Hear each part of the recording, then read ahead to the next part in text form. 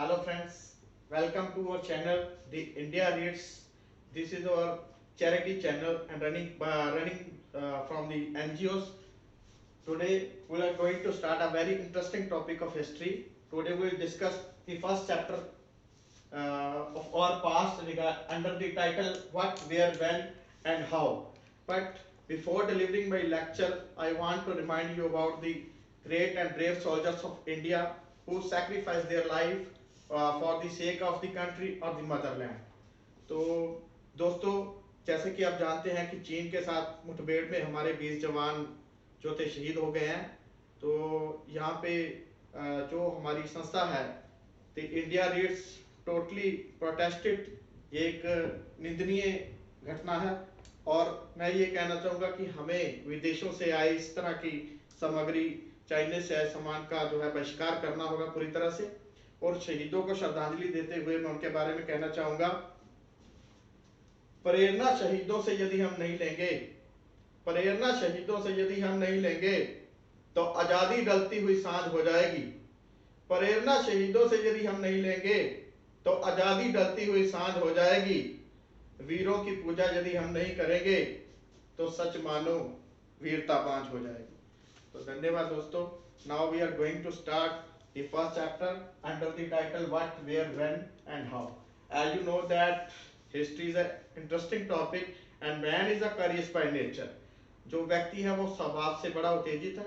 He want to know each and everything that is happening around us or our surrounding. हमारे आसपास क्या घटित हो रहा है उसकी जानकारी इंसान लेने के लिए बड़ा जिज्ञासु है, बड़ा curious है। If we'll talk about a little one or toddler, अगर हम किसी बच्चे की बात करते हैं, if suddenly he or she is reading a newspaper and his or her eyes suddenly fell on the topic many years ago or 100 years ago, then he or she will be wonder that how it's possible कि ये कैसे हो सकता है, इतने समय पहले की कोई बात किसी को कैसे पता है। if we'll see an incident on the TV channel or we'll listen on the radio or we'll read about the thing on the newspaper, अगर हम किसी चीज को अखबार में पढ़ते हैं, टीवी पर उसको देखते हैं या रेडियो पर सुनते हैं, तो वो हमें कितने दिन याद रहेगी। We can't remember these things for a long time. हम ज्यादा लंबे समय तक इसको याद नहीं रख सकते। That is the main requirement of history. तो हिस्ट्री की सबसे बड़ी जो उपलब्धि वो यही पर आती है। तो इसमें हम लोग अभी चर्चा करेंगे step by step the things that mentioned in the history that required. The first thing है eating. If we talk about the old or ancient civilization, अगर हम किसी पुरानी सभ्यता की बात करेंगे, then firstly we will go on the point about their eating, कि वो लोग क्या चीजें खा रहे थे, what things they were using for eating and what things that today we are eating. We will compare these things. Okay, and the next thing will be their clothing. Clothing, which type of clothes they were wearing, किस प्रकार के कपड़े उस समय लोग पहनते थे और किस प्रकार के कपड़े या ड्रेसेस टाइम टू टाइम जो है बदलती गई और आज हम किस स्थिति तक पहुंच चुके हैं। And next will be the habits, what was the habits of that people और एंशिएंट पीपल्स और एनेस्टर्स, हमारे पूर्वज या प्राचीन सभ्यता जो थी उस समय के लोगों की जो हैबिट्स थी वो क्या थी, what were their food habits and what were their special habits. Now we'll talk about the entertainment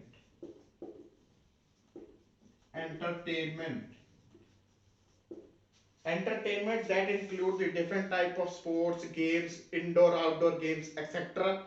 जिस तरह की कोई भी इरा है, कोई भी पीढ़ी है, उसके लिए कुछ ना कुछ मनोरंजन के साधन होना अति आवश्यक है। तो इसमें हम स्टडी करते हैं कि what were the source of entertainment of these people. Okay, like which type of games, outdoor games or indoor games or different things they were doing this for this purpose. And now we'll talk about the civilization.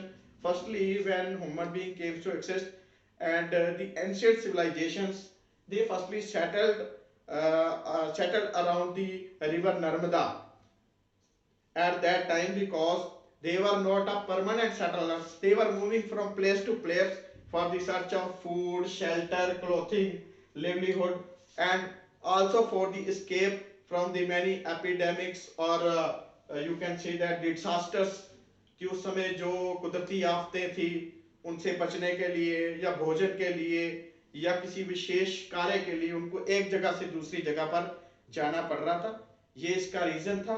लेकिन सबसे पहले उन्होंने अपने आप को जो है नर्मदा नदी के पास तो सेटलमेंट किया, and their main occupation of that time was agriculture, but before that they were known as hunters or gatherers. They people also move from one place to another place in the form of a group. ये लोग एक group बनाकर एक जगह से दूसरी जगह जाते थे to because they want to escape themselves from the wild animals etc. ये अपने आप को जंगली जीवों से आदि से बचाने के लिए और कुदरती आफतों से बचने के लिए जो है हमेशा ग्रुप में रहते थे। that's why they were known as gatherers और hunters. hunters इसलिए कि वो लोग शिकार भी करते थे for the purpose of their food. They get the meat or milk or products from these animals. So at that time the rice was also produced along with wheat and barley. जो उस समय की famous जो फसलें सबसे पहले उगाई गई थी वो थे wheat और barley, गेहूं और जौ, और उसके बाद जो था the rice was also produced in the place of Vindhyas. Vindhyas is the hills that is situated on the border of Madhya Pradesh and Maharashtra. और विंध्याचल के जो पर्वत है वहां पर सबसे पहले चावल का जो उत्पादन किया गया, जो कि मध्य प्रदेश और महाराष्ट्र के बॉर्डर पर सरहद पर स्थित है। ओके ओके स्टूडेंट, तो now will study about the name of the land, कि जो हमारी ये जमीन है जहां पर हम रह रहे हैं, we are the Indians, and how the name of India came to exist. Often we listen about the two words India and Bharat. The India name that is derived from the Indus. Indus is the river जिसको सिंध नदी कहते हैं. Okay, तो people from the Greek and Iranis called this Indus and the name came to exist as India. इस तरह सिंध नदी से इसका नाम हिंद और फिर हिंदुस्तान पड़ गया. As well as it is also known as the name of Bharat. Bharat actually that refers to the group of people who are living in this particular region. जो लोग एक पर्टिकुलर ग्रुप में इस एरिया में इस क्षेत्र में रहते थे तो भारतवर्ष के जो है नागरिक कहलाए और इसको जो है भारत नाम कहा जाने लगा. And some people believe that it is named after the name of the king Bharat. Yes, और कईयों का ये भी मानना है कि हिस्ट्री भारत का नाम जो है राजा want to know about Bharat के नाम पर पड़ा है. And there are two sources or two modes. First is reading and second is searching. If we want to gain knowledge about our past and what was happening in the past, we should read more and more books related to the past or a history. अगर हमें ये जानकारी लेनी है कि इतिहास में किस तरह की घटनाएं घटित हुई, क्या क्या हुआ, तो उसके लिए एक मेथड है कि हम ज़्यादा से ज़्यादा ऐतिहासिक किताबें पढ़ें जिससे हमें ये जानकारी प्राप्त हो सके. And the second thing is searching. Searching is including excavation like the Harappan civilization that is excavated in 1921 and the Harappa was the first site which was discovered and it was also known as the Indus civilization, जिसको हड़प्पा सभ्यता भी कहते थे और सिंध घाटी की सभ्यता भी कहते थे क्योंकि ये इंडस नदी के समीप थी. और हड़प्पा सभ्यता इसलिए कहा जाता था because the first sight was discovered that was the Harappa. तो ऐसे ही जो है हम आगे चर्चा करेंगे कि उस समय के there were also so many inscriptions are there which was made of the any type of stones, जो पत्थर से बने हुए कुछ इमारतें, buildings, monuments, tombs हमें मिलते हैं. That also tell us about the history, the coins and the study of archaeologists. The people who study the history are known as archaeologists. जो लोग इतिहास का अध्ययन करते हैं वो archaeologists कहलाते हैं. They person often dig the things from the remain of the buildings, bones, animals, skeletons, etc. and tell us about the facts of this history. वो हमें इस इतिहास की घटनाओं के बारे में बताते हैं, वो इन पर अपना अध्ययन करते हैं. तो इस प्रकार हमारे पास ये दो साधन हैं कि या हम किताबें पढ़ सकते हैं या हम इस तरह की खुदाई वाली चीज़ों की स्टडी करते हैं तो उसके बारे में हमें जानकारी मिलती है। Same when there was the excavation of Indus civilization or Harappa civilization, they get many things are there which tell us about the history of that place, कि वो लोग किस तरह का जीवन व्यतीत करते थे, उनका रहन सहन क्या था, उस समय के वहाँ के जो अवशेष प्राप्त हुए हैं उससे हमें उनकी पूरी जानकारी जो है प्राप्त होती है उस समय की। तो इसके बारे में बेटा एक चीज और है। Now you have I think here that the title of the book that is our past. The title of the book is our past instead of a past. तो ये तो किताब है बेटा, इसके बारे में आप स्टडी की है तो इसमें जो टाइटल है दे है और पास्ट बजाय कि पास्ट के। So there is a difference between past and past also, because past is a singular and past is a plural for past, because past is different for the different persons. क्योंकि किसी व्यक्ति का भूतकाल या past एक जैसा नहीं होता, हर भिन्न भिन्न व्यक्ति के लिए उसका पास्ट जो है वो अलग अलग रहता है। It can be different for the king and queen, it can be different for the merchants, it can be different for the artisans, it can be different for the worker group, it can be different for the peasants, it can be different for the laborers। तो हर व्यक्ति का past अलग अलग है। so that is why we have refers here past in the place of past। तो ये चीज इसको भी आप लोग जो है अच्छी तरह से यहाँ पर क्लियर कर रहे। Next will talk about the important of the dates. Important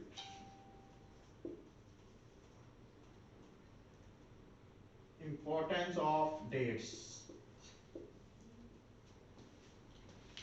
Dates are very important in history। When there was the ruling of kings, they people often write some dates on the inscription in the form of the stones so that people can get the knowledge about the ruling authority as well as they have to obey the rules and regulation।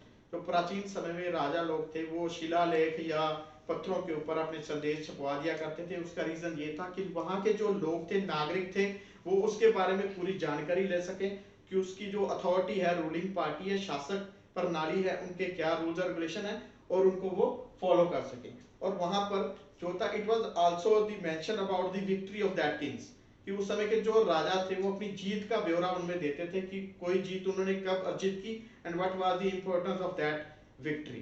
तो उस समय भी जो वो date अपनी history की बताते थे कि किस समय पर उन्होंने ये जीत कहाँ पे प्राप्त की।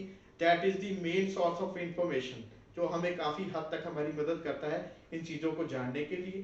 Now will talk about the different forms और मोड और types of dates. That is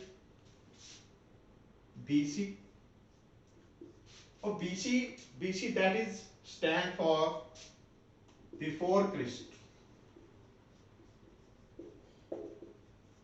Before Christ, before Christ refer to the founder of the Christians, Jesus Christ, and all the things and all the incidents that happened before the birth of Jesus Christ is known as BC, and at that time the dates were backwards, continuing backwards, जो dates पीछे को चल रही थी। जैसे for example Alexander attacked on India on 326।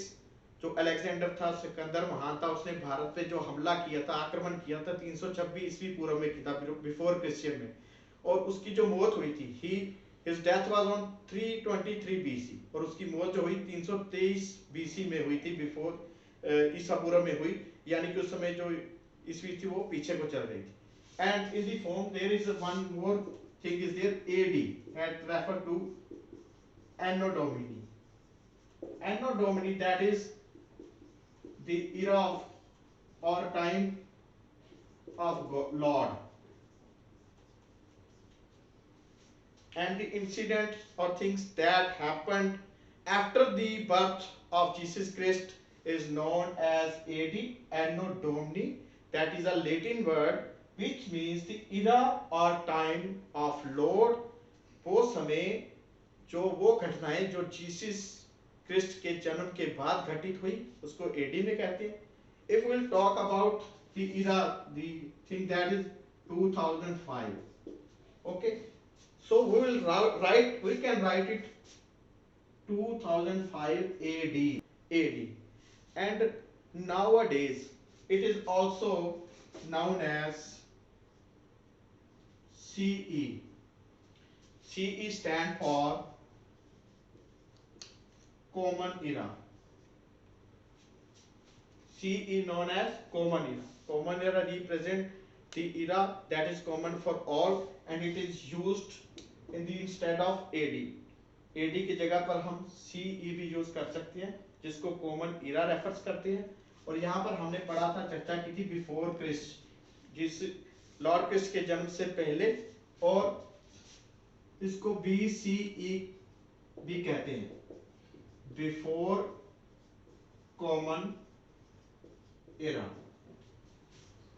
Okay, and BCE nowadays has been using instead of BC.